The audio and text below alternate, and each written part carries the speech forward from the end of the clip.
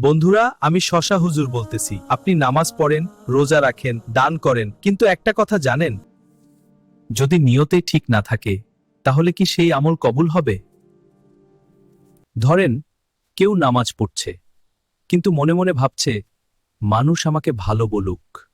এইটা হলো রিয়া, মানুষকে দেখানোর জন্য ইবাদত করা। এইটা খুব বিপজ্জনক।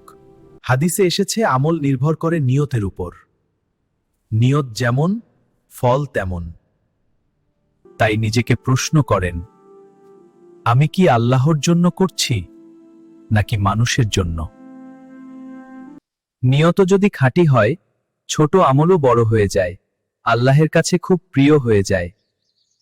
তাই আমল করার আগে নিয়ত ঠিক করেন, হৃদয় পরিষ্কার করেন।